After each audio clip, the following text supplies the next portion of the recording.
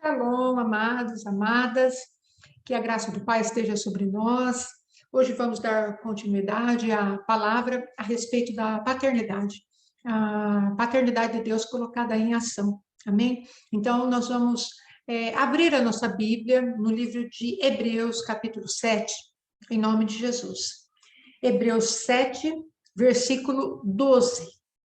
Pois, quando se muda o sacerdócio, necessariamente também há mudança de lei.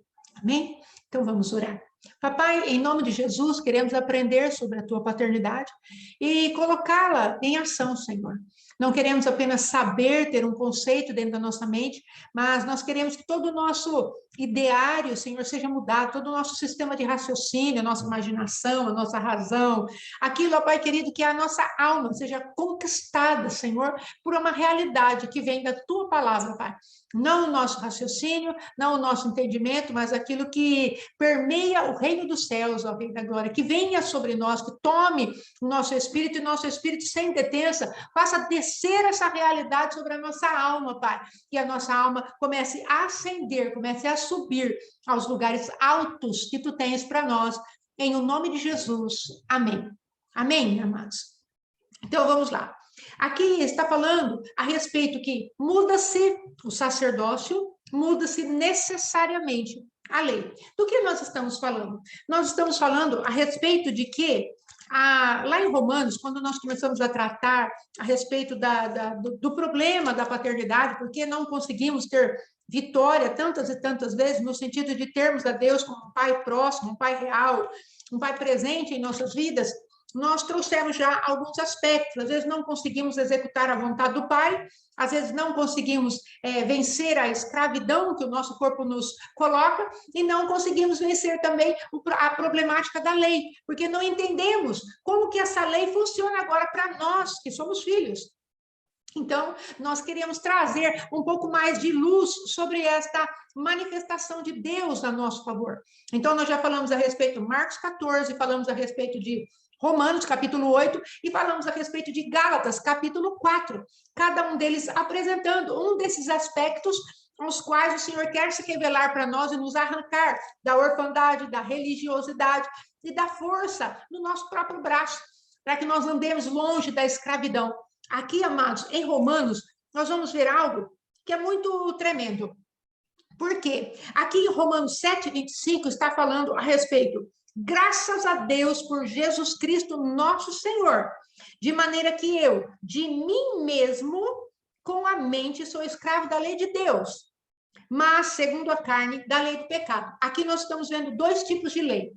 Uma lei que quer fazer com que a mente de Paulo, e ele representa toda a humanidade que nos achegamos a Cristo, então, às vezes há esse conflito. Dentro de mim, há um desejo, dentro da minha mente, de cumprir aquilo que a lei está exigindo, porque a lei é santa, é boa, a lei, ela é pura, ela vem da parte de Deus. E porque eu, como filho de Deus, não consigo cumprir a lei, então eu fico na força do meu braço, eu fico buscando um jeito de cumprir a lei, como ele está falando, de mim mesmo. Só que também ele vê que existem ainda sentimentos pecaminosos, desejos pecaminosos no seu próprio corpo, que empurram a vida de Paulo para o pecado. E isso é um dilema universal. Então, nós temos duas leis opostas, brigando dentro de nós.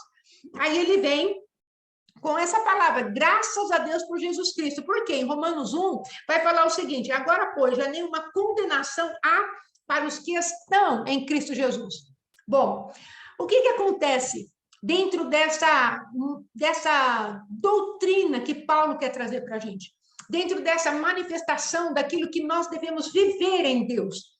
No versículo 2, amados, Paulo vai trazer uma terceira lei, e é nessa lei que nós devemos viver. Amém? Olha o que ele fala aqui. Porque a lei do Espírito da vida em Cristo Jesus te livrou da lei do pecado e da lei da morte. Então, agora, Paulo está falando como eu faço para cumprir a lei. Como eu vou fazer para cumprir aquela lei que Deus deixou lá, os 613 mandamentos do Senhor? Como eu faço para cumprir isso? Então, em primeiro lugar, nós precisamos entender que Cristo cumpriu essa lei dos 613 mandamentos. Ele cumpriu todos os rituais envolvidos com essa lei. Todos aqueles rituais do Velho Testamento, todas aquelas manifestações das leis cerimoniais, Jesus cumpriu. Nele mesmo há toda a possibilidade de, em primeiro lugar, nós entramos em Cristo que já cumpriu toda a lei. E depois que nós entramos em Cristo pela fé, na graça que Deus derramou sobre nós, nós aceitamos o Cristo vivo, então há uma nova natureza dentro de nós. É necessário que isso fique muito claro para vencermos os ditames da própria lei que vem sobre nós. Se nós pegarmos Gálatas, capítulo 4, lá em Gálatas vai estar falando exatamente isso. A lei serviu para quê? Para nos fazer reconhecer que nós tínhamos pecado. Para que depois que nós reconhecêssemos a nossa incapacidade de cumprirmos a lei, nós falávamos, não, eu não consigo cumprir tudo isso. Então eu preciso de alguém para me salvar. Verdadeiramente eu sou muito ruim na minha própria natureza. E aí o Cristo vem e me dá uma nova natureza. E é essa natureza que vai fazer com que eu viva aquilo que Deus me propôs lá no Velho Testamento. É a natureza de Deus. Porque Jesus não veio cancelar a lei, ele veio cumprir.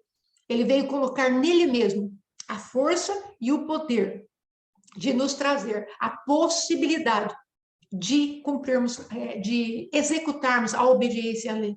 Então, nós precisamos entender esse aspecto, porque às vezes fica muito confuso na nossa cabeça.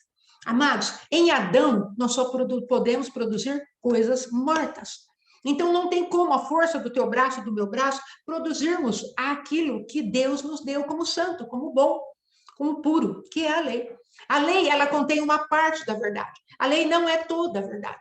Então, o que Deus quer? Se nós pegarmos Gálatas, nós vamos ver que ali Deus está falando pelo Espírito de Deus, pelo Espírito de Cristo, pelo Espírito do seu Filho. Gálatas e Romanos falam isso. Nós vamos poder cumprir ou viver aquilo que a lei nos propôs. Por quê? Porque muda-se o sacerdócio. Agora, quem é nosso sumo sacerdócio? É o Cristo vivo. Não é mais Arão, não é mais a tribo de Levi, não é mais um povo que vinha todos os anos apresentando o sangue de um animalzinho para cobrir o nosso pecado. Não, não é mais assim que funciona, porque mudou o sacerdócio. Quem é o nosso sacerdote agora? Quem é nosso sumo sacerdote? É Jesus Cristo. E a palavra de Deus diz que ele é segundo a ordem de Melquisedeque. Como quer dizer? O que quer dizer isso? Quer dizer que Jesus não teria começo nem fim de dias, como Melquisedeque. Ele não foi levantado por homens, ele foi levantado e instituído por Deus. Ele se apresentou diante de Deus. Para quê? Para nos dar uma nova natureza. E diante dessa nova natureza que agora está dentro de nós, que está agora enraizada em nós, nós podemos aprender a obedecer. Não somos nós que vamos cumprir nenhuma obediência da lei, mas o Espírito do Cristo que está dentro de nós. Romanos fala isso, Romanos 8:9. Olha o que ele vai falar. Vós, porém, não estáis na carne, mas no Espírito. Se de fato o Espírito de Deus habita em você. E se alguém não tem o Espírito de Cristo, esse tal não é dele. O que ele está falando? Se eu, pela fé, aceito Jesus Cristo, eu permito que o Espírito do Filho, que é o Cristo, entre dentro de mim. Então, a partir desse momento, eu tenho uma nova natureza que me permite andar debaixo de qual lei? Aquela lei lá do Monte Sinai? Qual lei ele está falando? Ou a lei do meu próprio corpo, da minha própria carne, me chamando para o pecado? Não, eu não vivo mais debaixo de nenhuma dessas leis, porque mudou o sacerdócio. O meu Cristo, ele não apenas cobriu o pecado, ele tirou o pecado. Ele me aperfeiçoou uma vez para sempre, para que eu possa viver agora debaixo da paternidade de Deus como filho fiel. Como filho que se alegra no pai que tem um relacionamento, que a cada dia eu aprofundo o meu relacionamento com ele, ele vai mostrando a santidade dele, e eu vou entendendo que agora eu tenho a lei do Espírito da vida. O Espírito da vida de Cristo está dentro de mim. E se a vida de Cristo está dentro de mim, eu não tenho mais que me submeter ao pecado. Porque estás debaixo da graça e não debaixo da lei, o pecado não tem mais domínio sobre nós. Que o Espírito Santo possa trazer clareza dentro do nosso espírito a respeito daquilo que nós podemos vencer. Para que o Espírito de Cristo está dentro de nós? Para nos liberar a graça. A graça é o empoderamento de Deus para nós, como pecadores, vencermos cada dia o dia mal. Vencermos cada dia o pecado. Vencermos cada dia a força da nossa vontade, que choca com a vontade de Deus. Então, nós precisamos urgentemente descobrir a força da paternidade que está dentro de nós. Se eu tenho a Deus como meu pai, a minha natureza não está mais submetida aos ditames de Satanás, das trevas, do mundo, do pecado. Então, verdadeiramente, como Paulo disse em Romanos mesmo, o pecado não tem mais domínio sobre mim. Por quê? Porque eu tenho o poder de decidir que eu não preciso pecar. Mas como eu não preciso mais pecar, se eu sinto em mim a força do pecado contra mim, porque eu posso clamar, Abba, Pai. Porque eu posso falar, Espírito de Cristo, que é santo, venha e me ajude a vencer. Eu não estou falando que existirão pecados que nós vamos vencer de um dia para o outro, porque existem machucaduras profundas, existem pecados que estão extremamente enraigados, existem as iniquidades, as transgressões, cada uma tem uma profundidade dentro de nós. E é necessário que nós gastemos tempo com a face bendita do Senhor. É por isso que ele fala que é de glória em glória que nós somos mudados, como pelo Espírito, o Senhor. O Espírito vem sobre nós e a glória do Espírito Santo é que nos muda. É por isso que o Pai falou para Abraão, anda na minha presença e ser perfeito. Porque é a presença de Deus na vida de Abraão que o iria aperfeiçoá-lo. Agora, em Cristo Jesus, a presença de Deus dentro de nós, em Abraão, a presença de Deus era externa. Agora, dentro de nós, há uma natureza que resplandece o Cristo vivo dentro de nós. Então, nós somos aperfeiçoados porque Cristo habita dentro de mim. Que manifestação de Cristo? A manifestação do Deus Todo-Poderoso? Sim. A manifestação do Deus Santo? Sim. A manifestação do Deus que cura? Sim. Mas a manifestação do Filho de Deus que vence o pecado. O Cristo vivo continua tirando os pecados da nossa vida. Então, nós podemos apresentar os pecados e a natureza santa do Pai, manifestada em Cristo, vai fazer uma obra em nós. Então, qual é a nossa parte? É lutarmos contra o pecado ou buscarmos a presença de Deus? Qual é a nossa parte? Qual é a nossa parte? Nós guerrearmos contra nós mesmos e nos condenarmos e nos autocondenarmos, nos autoacusarmos, nos auto-rejeitarmos e olhar para nós e falar, de novo eu caí nesse pecado? Essa é a nossa parte? Ou é a nossa parte falar, Deus, eu não vou conseguir vencer esse pecado sozinho. Eu preciso da tua paternidade. Porque é a paternidade de Deus em nós que vence a paternidade de Satanás que havia no homem. Nós precisamos ser muito sinceros em relação à nossa origem, amados. Nós somos originados em Adão.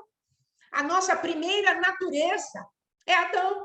E nós precisamos entender que Adão recebeu a iniquidade. E a palavra de Deus fala que nós éramos filhos da desobediência. E quem é o maior desobediente? Satanás. Deus está falando, você era filho do adversário. Eu te fiz como meu filho.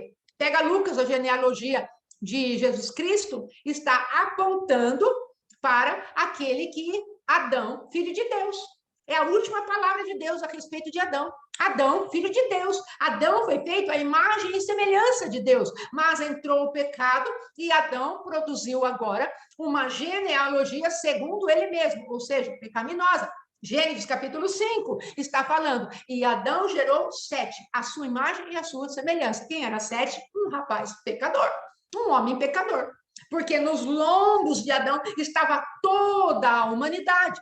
Então, o que Cristo veio fazer? Ele veio vencer a força do pecado dentro de nós, estabelecendo, quando o Pai fala, tu és meu filho, eu hoje te gerei, lá no livro de Salmos e lá no livro de Hebreus. Então, o que Deus está falando? Filho, eu hoje te gerei. Ele está falando a respeito de quando Cristo vivo se manifestou como semelhança agora do homem para absorver o pecado do homem e dar a semelhança dele como filho de Deus para que nós vencêssemos também o pecado, pela fé que exercemos em Jesus Cristo. E isso tudo é pela graça. A graça nos empodera. A graça vem quando nós nos humilhamos. Observa que Deus fala, porque às vezes não conseguimos vencer os nossos pecados, as nossas iniquidades, os nossos problemas, as nossas dores, as nossas feridas. Quando Deus fala lá em 1 Pedro, humilhar-vos debaixo da potente mão do Senhor, e Ele a seu tempo vos exaltará. Do que ele está falando? Ele está falando que ele resiste aos soberbos, mas ele dá graça aos humildes. Tiago também fala a mesma coisa. Quando nós nos levantamos diante de Deus para nos humilharmos, para falarmos para Deus, sentir eu não consigo, o que vai acontecer? Vai entrar em linha com João 15. Porque João 15 fala, vocês são os meus ramos, eu sou a videira verdadeira, papai é o agricultor, mas vocês são os meus ramos, sem mim nada podereis fazer. E do que ele está falando? Ele está falando a respeito da presença do Espírito de Cristo dentro de nós. Quando nós temos o Espírito de Cristo dentro de nós, aquele que se apresenta como filho, como está em Gálatas 4, o Espírito do Filho pelo qual eu clamo, Abba, Pai, essa presença santa do Pai começa a reagir segundo aquela outra semente que quer se levantar novamente dentro das nossas vidas. Que é o que Cristo fala, cada um negue-se a si mesmo, tome a sua cruz. Cada um siga-me, tome a sua cruz, negue-se a si mesmo, essa é a ordem. Então, o Senhor está falando para nós, quer aprender a vencer a natureza das trevas que tem procurado te assediar, como fala lá em Hebreus 12, a cada dia, o pecado vencendo cada dia mais, o pecado que tenazmente nos assedia. Então, o autor de Hebreus está falando isso, vamos vencer, mas vencemos como? Nós vencemos através de uma humilhação constante diante de Deus. Nós vencemos através de descobrirmos que Deus é nosso Pai, e Ele não está nos condenando, mas Ele está falando, sobe. Sobe aqui, que eu vou te revelar quem eu sou. Sobe aqui e eu vou dar entendimento para você sair das obras da carne, não na tua força, mas na minha força. Por isso que Paulo é tão veemente com os Gálatas, amados. Paulo é extremamente duro com os Gálatas. Eu queria estar presente aí com vocês para falar num outro tom. Mas por carta eu preciso ser muito incisivo. Porque quem está fascinando vocês a entenderem que vocês vão terminar a salvação, que começou pela fé, vocês estão querendo terminar pelas obras? Paulo está combatendo o espírito da religiosidade, o espírito que se traduz na força do braço, o espírito que leva o homem a querer guardar a lei. A lei já foi cumprida em Jesus Cristo. A lei já foi ratificada pelo sacrifício de Cristo. Vocês querem cumprir a lei? A lei manda para a morte. Mas eu estou aqui, e eu venci a morte, eu venci a força da lei, o salário do pecado é a morte. Então, eu venci a força da lei. Paulo também fala sobre isso. Em Romanos, onde está a morte e a sua vitória? Em Coríntios, onde está a morte e a tua vitória? Onde está o teu aguilhão? A lei é a força do pecado. Então, amados, quando Jesus veio e falou para nós, vocês não podem cumprir a lei, porque a carne de vocês ela é enferma, ela não tem poder para cumprir a lei de Deus, ela se opõe à lei de Deus. Por quê? Porque ela é a natureza das trevas, de Satanás, dos demônios. Então, ela não vai permitir que nós venhamos a vencer aquilo que se chama independência de Deus. Então, quando Paulo fala a respeito dessa, onde está a força da lei agora, por quê? Porque Cristo executou tudo aquilo que deveria ser executado. Em Mateus capítulo 5 fala que Jesus falando, eu não vim revogar a lei, eu vim cumprir. Então, quer dizer que existe uma lei para ser cumprida. E qual é a lei? É a lei do Espírito da vida. O Espírito Santo que reviveu dentro de nós e nos deu autoridade e poder para vencermos a religiosidade, para vencermos a condenação, para vencermos a força do pecado, para vencermos aquilo que são as forças das trevas que vêm para falar que nós não temos direito a nada. Quantos de nós não passamos, amados, com uma identidade de orfandade, porque não entendemos que Deus é nosso Pai? Nós estamos trazendo, nesses tempos aí, quando estamos falando, a quarta vez que estamos falando a respeito de desfrutar da paternidade de Deus, sabe o que queremos desarraigar do nosso coração? A orfandade. Porque a orfandade faz com que nós não desfrutemos de nada em relação a Deus. Não queremos uma paternidade de Deus pautada em sentimentalismos. Nós precisamos a verdade da realidade da palavra, da paternidade de Deus dentro de nós, através de um entendimento sobrenatural, espiritual, nos quais ele quebra os ditames, a fortaleza que nos diz que nós não somos filhos. Nós podemos observar qual foi a tentação de Jesus. O pai acabou de falar, esse é o meu filho amado em qual eu tenho prazer. O que aconteceu? Imediatamente depois de vir a voz, Jesus foi levado pelo Espírito ao deserto para ser tentado por Satanás. Qual foi a primeira fala de Satanás? Se és filho de Deus. Qual é a primeira fala que vem sobre nós, amados, quando nós estamos em situações difíceis? Se você fosse filho de Deus, você não estava passando por isso. Se você fosse filho de Deus, você já tinha tido vitória nisso. Se você fosse filho de Deus, você não cairia no pecado tantas vezes. Se você fosse filho de Deus, Deus estaria ocupado com você. Mas porque Deus deu a palavra, você pode fazer o que você quiser se você for filho de Deus. Ele pega e nos leva a desconfiar de que Deus é nosso Pai, quando Deus acabou de falar para Cristo que ele era filho de Deus. E é a mesma coisa. Se nós pegarmos João capítulo 1, versículo 12, a todos quanto recebem a Jesus, deu-lhes o poder de serem feitos filho de Deus. Não há dúvidas em relação a isso. Você recebeu a Cristo pela fé, você é filho de Deus. Mas o adversário levanta um monte de barreiras, um monte de fortalezas para desmentir aquilo que Deus falou. Se Jesus passou por isso, por que nós podemos achar que nós não vamos passar? Vamos passar. Se fizeram assim com o lenho que era verde, o Cristo vivo, imagine nós que somos ramos secos, que dependemos da videira verdadeira, da seiva da videira verdadeira dentro de nós. Evidente que o adversário vai querer manter as nossas vidas na orfandade, porque se formos órfãos, amados, nunca desfrutaremos daquilo que Deus tem para nós. Porque o adversário ou vai falar que nós não merecemos, ou ele vai colocar em nós que nós merecemos tudo. Então, nós queremos entrar na presença de Deus com arrogância e não vamos conseguir nada. Ou com a baixa autoestima, ou com a autoestima lá nas nuvens. Ah, então eu sou merecedor, eu entro. Eu vou pegar tudo. São dois pensamentos totalmente contrários. Entramos de humildade na presença de Deus, reconhecendo que o sacrifício de Cristo fez tudo por nós. E por causa desse sacrifício, Jesus abriu a porta da filiação e nós entramos nesse lugar de filiação. Então, quando nós começamos a entender que o próprio Cristo precisou vencer a orfandade a qual Satanás queria colocar sobre ele como capa, nós começamos a desfrutar um pouco melhor daquilo que Deus tem para nós. Os nossos olhos espirituais começam a ser abertos. Nós precisamos começar a olhar para nós mesmos e falar: agora eu sou a imagem e semelhança do meu Deus. O meu Deus habita dentro de mim com toda a sua potência, com toda a sua glória, e eu vou vencer determinadas coisas que eu sozinho não teria condições de vencer. E Deus vai vir em nosso socorro, porque nós confiamos que Ele é nosso Pai. Mas, por que entro na parte do sentimentalismo, amado? Porque o sentimento, a emoção, ela é conquistada pelas realidades intelectuais do Espírito que está dentro de nós. É o Espírito de Deus que coloca as realidades do Pai dentro de nós. As realidades intelectuais, é Ele que nos convence de que aquilo é real. E só depois do nosso entendimento, as nossas emoções começam a ser pacificadas e começam a ser colocadas no lugar. Dificilmente, amados, uma emoção vai se apresentar antes de um pensamento.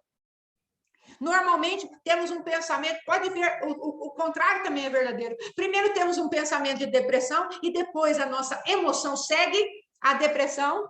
E depois, amados, a depressão, ela leva o nosso corpo para o lugar da depressão, que é ficarmos na cama, ficarmos amuados. Então, o nosso entendimento normalmente é bombardeado em primeiro lugar. Então, o Satanás, ele vem e seus demônios vêm com seus conluios e começam a nos bombardear em relação à orfandade. E se nós estamos órfãos e somos religiosos, amados, a nossa vida espiritual será totalmente infrutífera. Mas Deus está chamando para entrarmos no lugar onde os lugares altos da paternidade de Deus se manifestam. Deus está te chamando e me chamando para que estejamos nos lugares onde Deus opera aquilo que Ele diz que Ele verdadeiramente é. Ele é nosso Pai. E como Pai, amados, Ele nos deu toda a herança que Jesus conquistou. Então, nós precisamos aprender a conquistar as heranças que Cristo deixou para nós. Nós temos herança de sermos profetas, temos herança de sermos reis, temos herança de sermos sacerdotes santos. Temos herança de sermos santificados pelo Senhor. Temos herança de autoridade. Temos herança de cura. Temos herança de sermos alegres e felizes nessa terra. Temos herança de paz. Mas o que nós recebemos diante de Deus se não entendemos que somos agora filhos de Deus, feitos novamente à imagem e semelhança dele? Então, nós precisamos ajustar a nossa mentalidade àquilo que diz que Deus diz a nosso respeito. O que o adversário fala a teu respeito? Essa situação que você está, você nunca vai sair dela. Imagina, Deus não está preocupado com você. Amados, existem dois tipos de manifestações que o adversário traz contra as nossas vidas, amados, para nos bombardear na nossa fé e no amor. Sabe como ele faz? Primeira coisa, ele faz com que nós desconfiemos do amor de Deus. Para que, desconfiados do amor de Deus, não manifestemos fé. Por que a igreja está como está? Porque não entendeu ainda que é filha de Deus. Não entendemos ainda que temos o poder daquele que se fez a nosso favor, para podermos viver uma vida de graça, de uma natureza verdadeira, que se manifesta dentro de nós. Porque, às vezes, eu me lembro muitas e muitas vezes de ouvir falar, mas isso é Jesus, não é? Isso é Jesus, sim. E ele está dentro de você e de mim.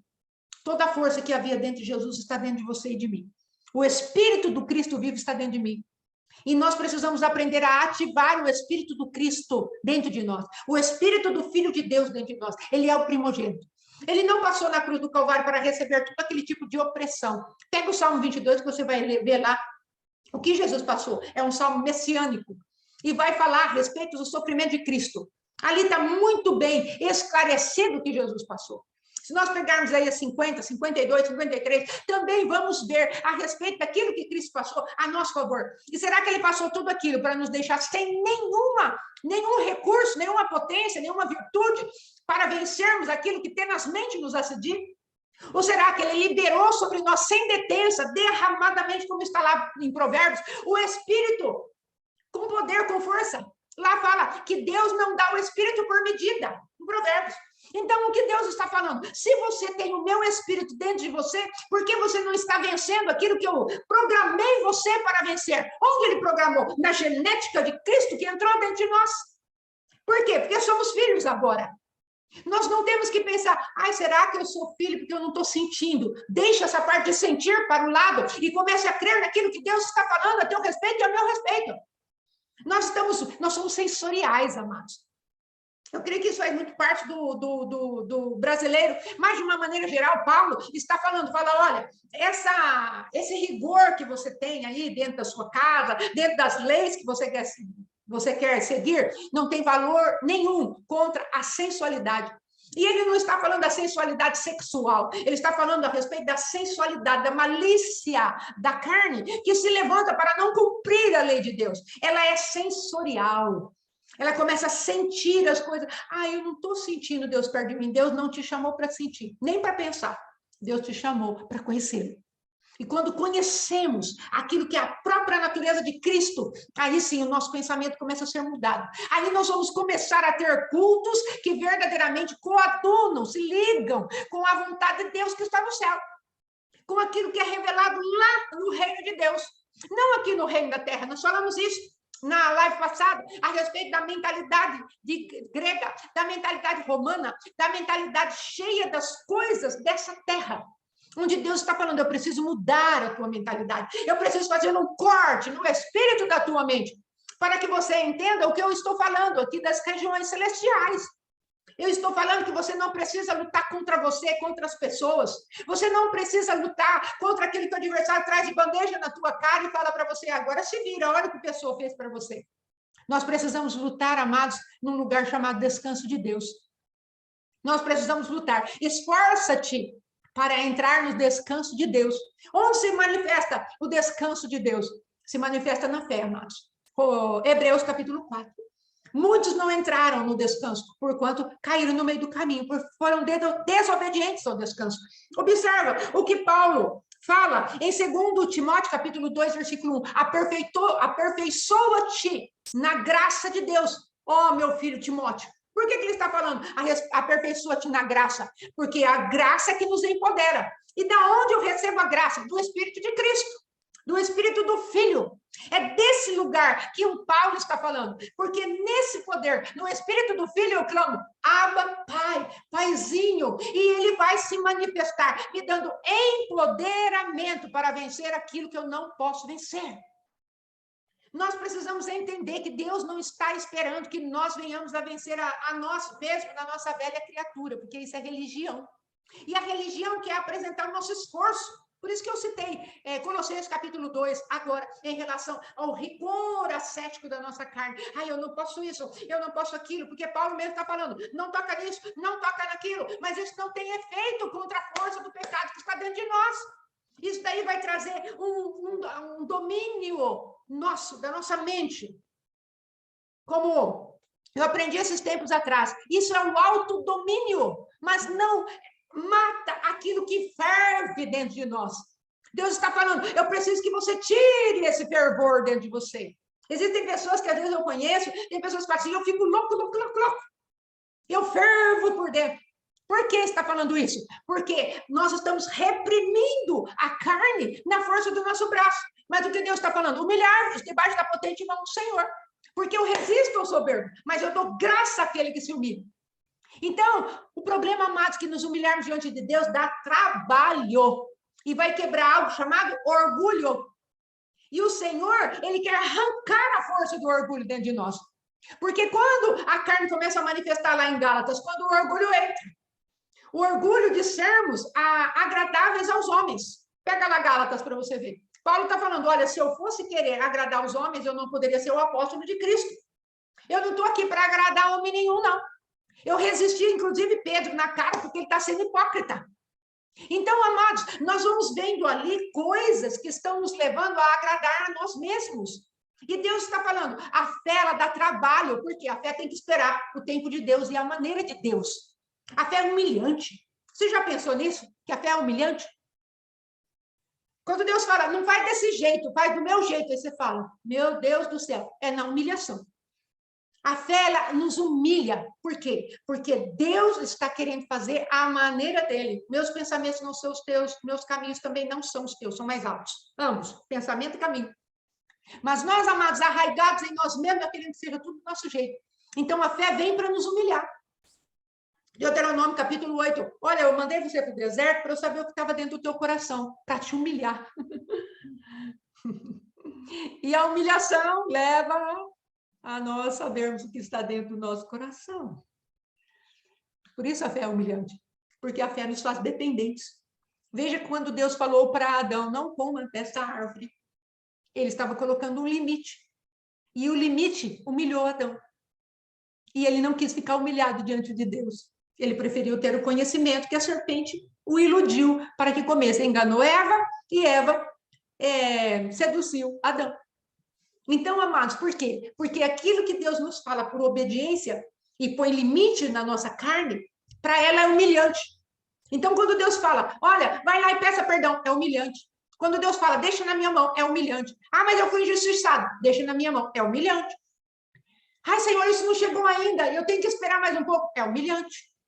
Então, amados, o que eu estou te chamando, desesperadamente chamando, amados, cada um de nós, que ouvirmos essa palavra, entre num caminho de buscar a paternidade de Deus com clareza.